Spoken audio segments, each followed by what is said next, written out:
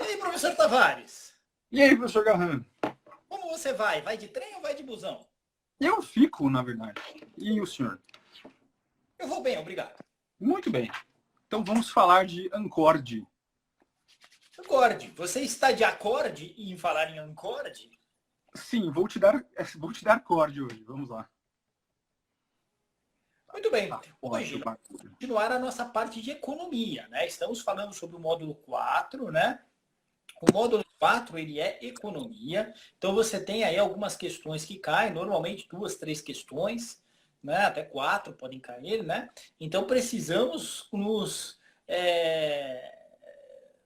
saber exatamente o que estudar, né? Vamos lá. Não tem um mínimo de acertos, mas são questões normalmente tranquilas. Então, se você estiver, assim, com aquilo fresquinho na cabeça, são pontos que você tem que garantir. Tá certo? Tem que encaçapar, é ou não é? É isso aí. Acho que é uma matéria que não traz muita dificuldade, não tem mínimo aí para acertar, né? Se eu não me engano. Então, acho que.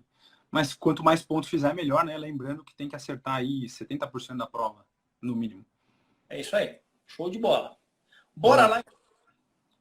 Muito bem. A aula 4 é a aula que fala sobre política monetária, né? Política monetária é aquela política que o Banco Central controla, né? O Banco Central que exerce, né, essa política monetária, que é basicamente fazer uma regulação da quantidade de dinheiro que você tem no mercado. Por que Vai. isso? Né? Porque se tiver muito dinheiro no mercado, muito meio circulante, o que acontece? Você pode ter o risco de inflação, de gerar um processo inflacionário. Né? Então, a economia brasileira, até pelo passado de inflação muito alta, né, de descontrole inflacionário, existe um cuidado muito grande com a política monetária. Né? E nós vamos resolver, então, algumas questões a respeito disso. Lembra que os principais instrumentos de política monetária que o Banco Central utiliza são taxa de juros, né? Então, aumentou a taxa de juros, o que vai acontecer? Os agentes econômicos, o que eles vão querer fazer? Vão querer aproveitar uma taxa de juros mais alta e, com isso, vão comprar títulos públicos e, com isso, você tem um enxugamento da liquidez. Tá certo? Isso Então, aí. aumento de taxa de juros combate a inflação. Ok? Isso aí. Uhum. É uma política, então, contracionista. Então, lembra disso, vai aparecer na prova, você pode ter política expansionista ou contracionista. Políticas expansionistas, elas dão fôlego para a economia, então elas ativam a atividade econômica, ok? E, portanto, você gera um risco de inflação, mas o PIB cresce a uma taxa melhor. A gente gosta disso, desde que não haja inflação. Essa é uma política expansionista.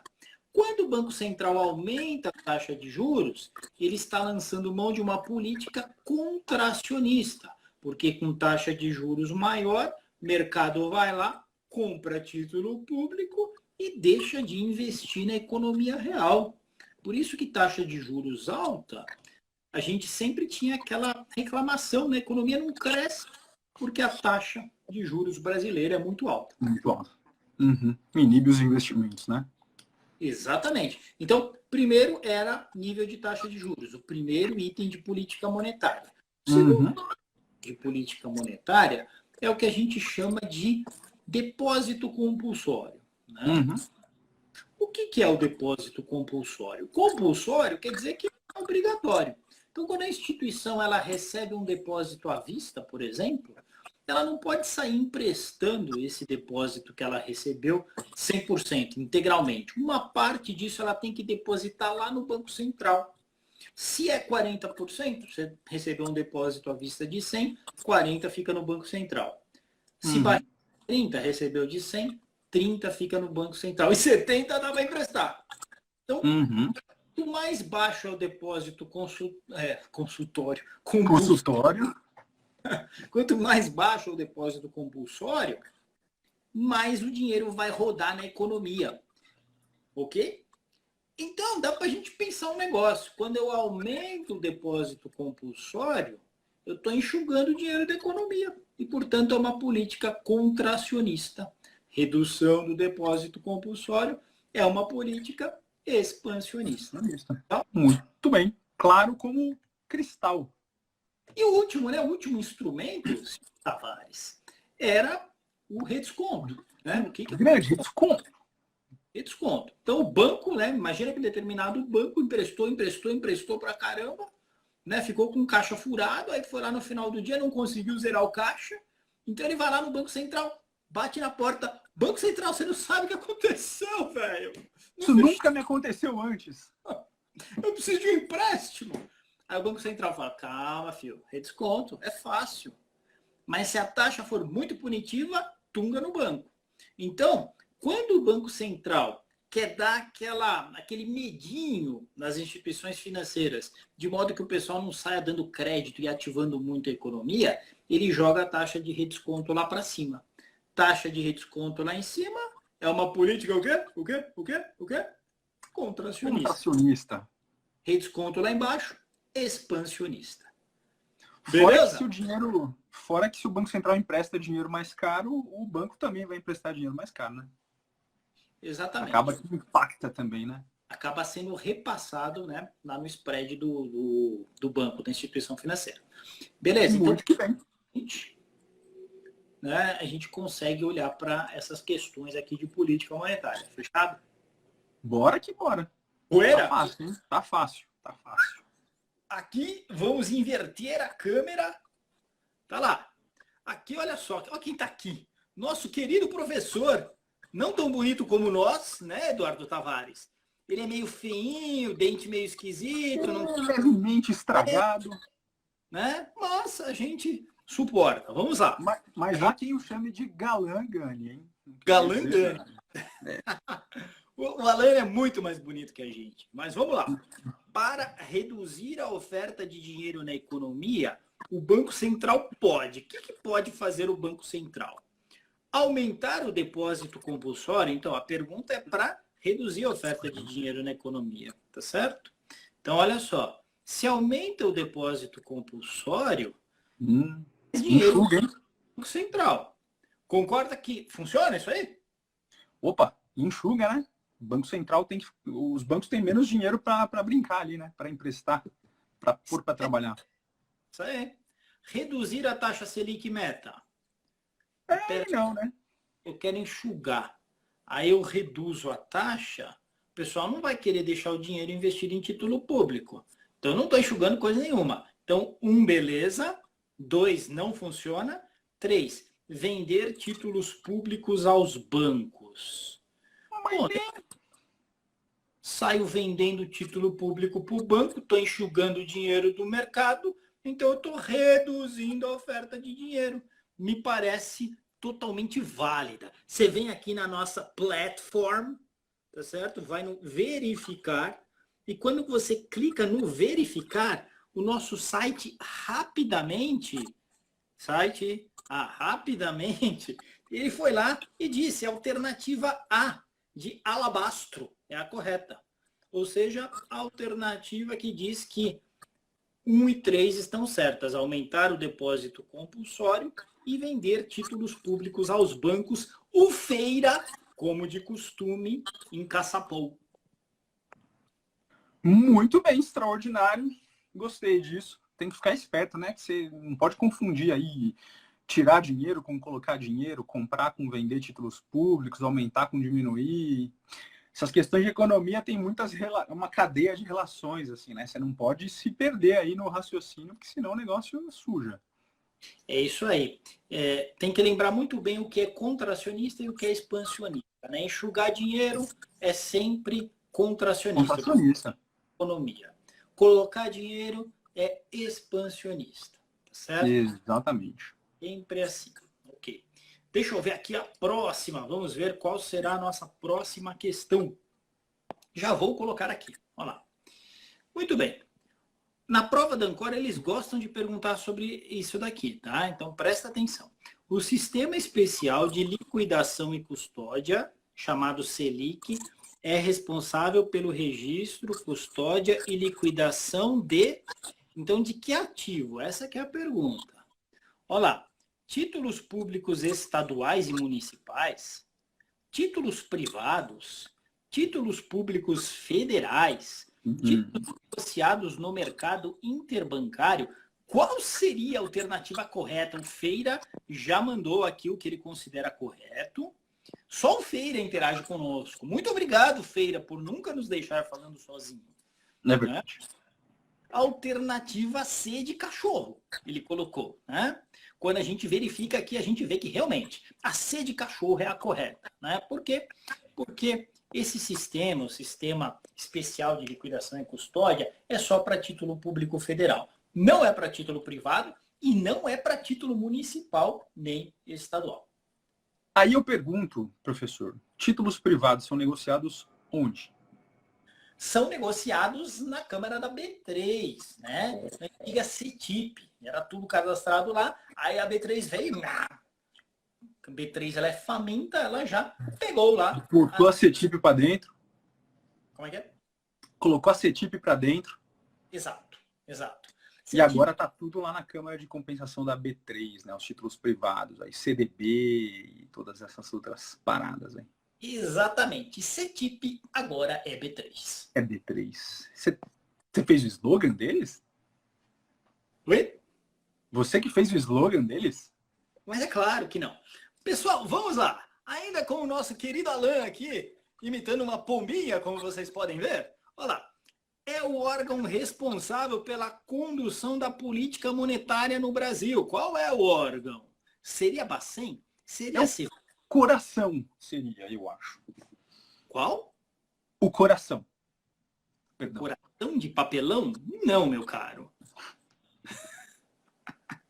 O órgão responsável pela condução da política monetária é o Bacen. Não se esqueçam disso. Né? É uma questão importante. Você tem que saber quem conduz política monetária é o Bacen. Mas o Copom, ele não é do Bacen? Não é ele que conduz aí a política monetária, professor? Não, senhor. O Bacen, ele é responsável, o Copom é responsável pela determinação da taxa de juros básica da economia. Mas e outros instrumentos, redesconto, esse tipo de coisa, né? Então a responsabilidade é do nosso amigão Bacen. Fora que o Copom não é um órgão, né? Ele é um comitê dentro de um órgão que é o Banco Central, certo? Perfeito, perfeito. É isso aí. Muito bem, deixa eu ver aqui. Esta não. Esta é muito simples para o nível de vocês. Esta aqui também não. Esta não. Ah, essa aqui é muito legal. Vamos falar dela. Muito bem. Questão número 8 dessa aula. São fatores que tendem a elevar a oferta monetária na economia. Essa sempre cai, então você precisa saber muito bem. Então, quais são os fatores que elevam a quantidade de grana na economia? Então, olha só. Alternativa A de alabastro. Diminuição do recolhimento compulsório. Então, peraí, se eu diminuo o compulsório, sobra mais dinheiro para a economia, beleza.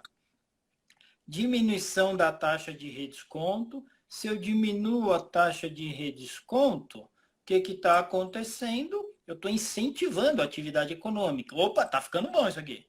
Compra de títulos públicos pelo Banco Central. Aí é que miou, né? Porque olha só, se o Banco Central está comprando título público, ele compra com grana, com din-din, com dinheiro, com bufunfa, né? Então, o que acontece? Foi lá, comprou... Ele põe dinheiro. Exato. Ele pôs dinheiro. Então, não FUNúncia, alternativa A não é a correta. Legal? Muito bem. Eu tive um pressentimento aqui no fundo do meu peito que é para pular a alternativa B e analisar C primeiro. Diminuição do recolhimento compulsório. Legal, tá ficando mais dinheiro lá. Tô na C, tá? Professor, posso fazer uma intervenção cirúrgica aqui? Claro, sempre. Nós temos na alternativa A aqui, diminuição do recolhimento compulsório eleva a oferta monetária, certo? Isso. Aí nós temos diminuição da taxa de redesconto também eleva a oferta monetária, certo? Isso. E se o Banco Central compra títulos públicos, ele também eleva a oferta monetária, não eleva? Ele vai a oferta monetária? Ele põe dinheiro no mercado. Meu caro Eduardo Tavares, ainda bem que o senhor se encontra aqui, porque por algum momento eu pensei em reduzir, né, e a oferta monetária, mas a compra de títulos públicos, ela injeta dinheiro e, portanto, ela eleva. Oh, yes! Tá correto, muito bem. Então, realmente, a correta é a alternativa A de Alabastro, né? A B, ela diz assim, elevação do recolhimento compulsório já não pode ser, porque quando você eleva o recolhimento compulsório, sobra menos dinheiro lá no mercado, tá certo? Yeah. D, diminuição do recolhimento compulsório, tamo junto. Elevação da taxa de redesconto, não, jamais.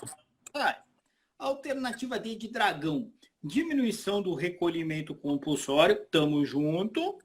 Diminuição da taxa de redesconto, beleza. Venda de títulos públicos pelo Banco Central. Se o Banco Central vende o título público, meu caro, o que ele está fazendo? Quando ele vende título público, ele enxuga o dinheiro. Tira dinheiro. Então, não ia ser a D. Realmente, a correta é a A. Muito bem, professor. Isso mostra que, como eu queria checar, o senhor estava prestando atenção. Aquela figurinha, aquele sticker que a galera manda no WhatsApp do cara fazendo assim. Feira, cadê o Feira? O Feira não me avisou a respeito disso tudo, hein? Ele mandou um A aqui. Ele mandou a letra A aqui. Feira me avisou, eu estou sendo injusto para com ele. Muito obrigado, Feira. Vamos lá, vamos falar agora. Falamos então de política monetária, falaremos agora de política cambial, tá certo? Bem importante também. É a que vem na nossa próxima aula, aula 5, é a política cambial. E nessa política cambial, a gente vai dar uma olhadinha na seguinte pergunta. Lembra, então, o que é política cambial? Né? Política cambial é como o Banco Central toca o câmbio. Né? Então, o que acontece? O que vai acontecer nessa história toda? Se o Banco Central tiver uma política cambial de câmbio fixo, usar um sistema de câmbio fixo, câmbio não flutua. Se usar um sistema de câmbio flutuante, o câmbio flutua. Se for uma flutuação suja, quer dizer que ele flutua, mas o Bacen vai lá e intervém. Se estiver subindo muito dólar, o Banco Central entra vendendo dólar para baixar o preço. Aumenta a oferta de dólar, baixa o preço. Ou então entra negociando swap cambial e assim por diante. Então o Banco Central ele tem essa prerrogativa, meu amigo, de fazer a política cambial. Não, não é? Sim. O Banco Central faz com que a nossa flutuação seja suja, né? Não é uma flutuação limpa. E flutua, mas o Banco Central põe a mão aí, às vezes. Professor Eduardo, você foi reconhecido, você viu? Busted! O Feira te reconheceu. É a careca, né? Mas, Feira, veja bem, talvez não seja eu, porque careca é igual vaga em estacionamento, né? Tudo igual, você pode confundir facilmente. Talvez seja, talvez não. Ah, mas como é esse menino? Vamos lá! Qual é o impacto que um aumento na taxa de juros lá na Gringolândia, nos States, poderá exercer sobre a taxa de câmbio no Brasil? Então, antes de vermos as alternativas, olhem cá. Taxa de juros lá sobe. Qual é a tendência? A tendência dos capitais internacionais é investirem no mercado americano em títulos públicos chamados treasuries, pegando uma taxa mais gordinha com um nível de risco lá embaixo, né? A taxa livre de risco. Então, sempre que a taxa de juros americana sobe, o que acontece? Você tem uma saída de capitais de todas as economias, mas principalmente dos emerging markets, Brasil é um mercado emergente, para onde? Para os States. Flight to safety. Exatamente, é o flight to quality, né? Então, o que vai acontecer? Quality, safety, tá tudo ali. Tá tudo ali. O pessoal vende reals, tá certo? E compra dólares. E aí vai tudo para lá. Vai tudo não, uma parte maior para lá. E com isso o dólar sobe, porque aumenta a procura por dólares aqui, que o pessoal tenta transformar os reais em dólar. Aumenta a demanda por dólar, a cotação do dólar sobe. Perfeito? Estamos juntos? Então, olha só, quando a gente vê aqui as alternativas, não existe nenhuma relação. Errado. Valorização cambial. Errou. Desvalorização cambial. Acertou. Não haverá valorização nem desvalorização. O Feira já torceu o seu nariz. Ele disse, isso é estranho, isso é meio estranho. Deixa eu conversar uma coisa aqui, não só com o Feira, mas com todos que nos assistem. O que acontece? A gente precisa tomar cuidado com isso, porque quando o dólar sobe, a gente diz que o câmbio está se depreciando, porque a referência é sempre a moeda local. Quando o dólar cai, o câmbio está se apreciando. O está se apreciando. Beleza? Então precisa ter isso em mente, não esquece disso. Então você tem, nesse caso, aumento da taxa de juros nos Estados Unidos, você tem uma desvalorização cambial. Beleza? Are we together? Sim, é que é o contrário, né? A desvalorização cambial é um aumento na taxa de câmbio, certo? Exato. A resposta está exata. Muito bem. Oh, yes. Para a gente encerrar, porque a gente tem 9 minutos, aí 8 para 9 minutos, e vamos falar de um assunto longuinho aqui, né? Nós vamos falar agora, meu caro professor Eduardo Tabares. Nós vamos falar agora, deixa eu só ligar meu celular no carregador, né? Estou com medo. Nós vamos falar agora de política fiscal, né?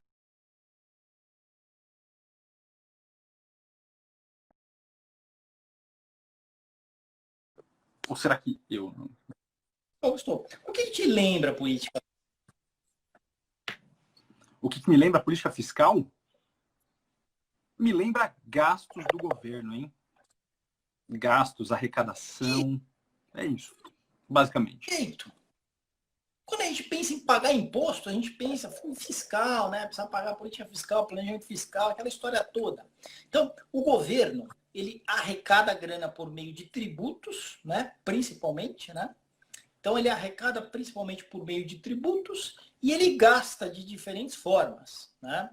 Então, sempre que o governo está arrecadando por meio de tributos, quando ele aumenta a arrecadação, ele está colocando em prática uma política fiscal contracionista.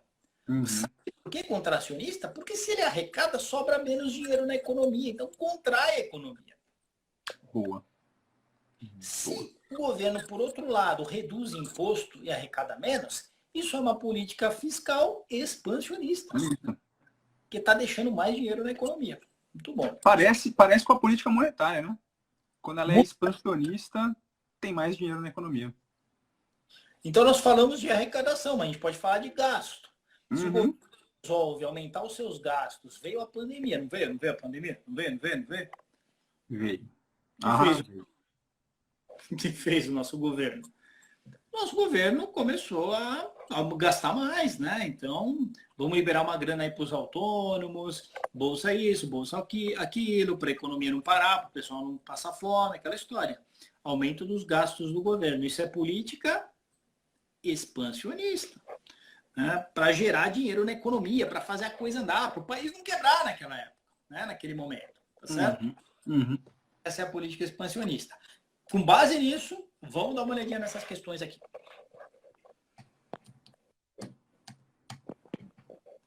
Estão vendo aí?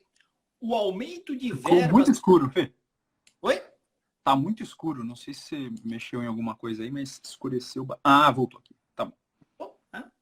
O aumento de verbas na construção civil, incremento de recursos para programas de investimento realizados pelo governo e redução de IPI de alguns setores são exemplos que caracterizam uma política o quê? Primeira coisa, é monetária ou é fiscal? Então, a gente tem que pensar, nós estamos falando de aumento de gasto na construção civil, verba para construção civil, incremento de recursos para programas de investimento realizados pelo governo, redução de IPI. Pessoal, isso não tem nada a ver com política monetária. Isso tem a ver com a arrecadação e gasto do governo. E, portanto, nós estamos falando de política fiscal, né? Agora, essas ações todas aumentam ou reduzem a grana na economia? E aí, aumentam ou reduzem essa grana, né? Se você parar para... Aumento de verba para construção civil, mais dinheiro na economia? Não. Incremento de recursos para programas de investimento realizados pelo governo, mais dinheiro na economia. Tome dinheiro. E Redução do IPI arrecada menos, fica mais dinheiro para a sociedade. Não é? Todos aumentam. Então, é uma política fiscal o quê? O quê? Expansionista. Matou a pau. Eu ia falar política, né? Afinal de contas, matou a pau. Matou a pau, tá certo. Política fiscal expansionista, alternativa C de certo, C marca C, sai feliz da vida. Olha lá, vai aparecer C de certo. Estamos aguardando aqui aparecer. Apareceu, tcharam, e vamos para a nossa derradeira de hoje, né? Qual é a nossa derradeira, meus caros? É isso aqui. Quais as consequências possíveis do aumento de gastos públicos aliado à redução de impostos? Isso aqui é o paraíso de um governante, né? Por quê? O governante ele ama aumentar gastos públicos e reduzir impostos, porque são medidas extremamente populares, talvez populistas também, mas populares. Populistas. Né? O dia que eu for político e eu puder aumentar gasto do governo, dando dinheiro para todo mundo, emprego para todo mundo, e reduzir imposto, eu vou ser reeleito. Que é o que acontece muito nesse país. Né? Então, o que manda na eleição é a economia, o que já dizia o poeta, né? Exatamente. It's the economics, stupid. Então, não você, tá, Tavares? Mas, enfim. Sem problema. Olá. Isso tudo nos leva... Você está arrecadando menos e está gastando mais. Isso leva a uma piora ou melhora fiscal? É igual aqui em casa, né? Piora. Não precisa ser um gênio da matemática para entender que quando você arrecada menos e gasta mais, você tem uma piora no seu resultado. E, portanto, você tem uma piora fiscal, tá certo? Então, alternativas A e C que continuam no jogo, B e D.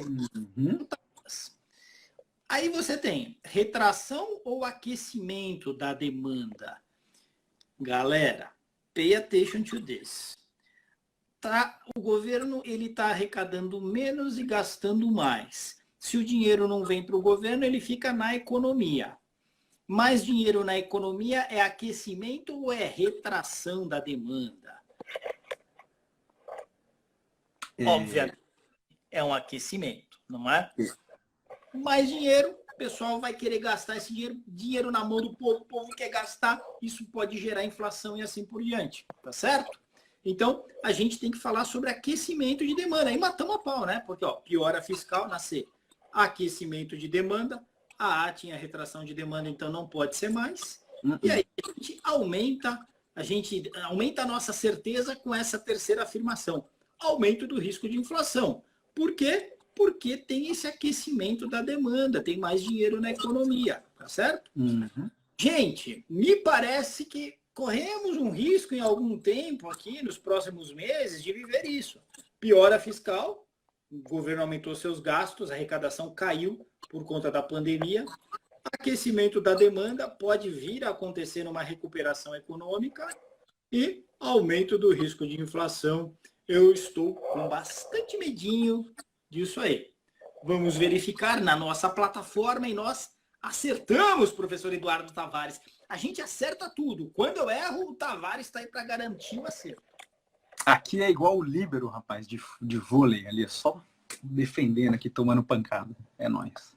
É isso aí, é isso aí. Pessoal, ficaram dúvidas aí nessa feijoada toda? O pessoal tá meio devagar aqui, né? Nos comentários.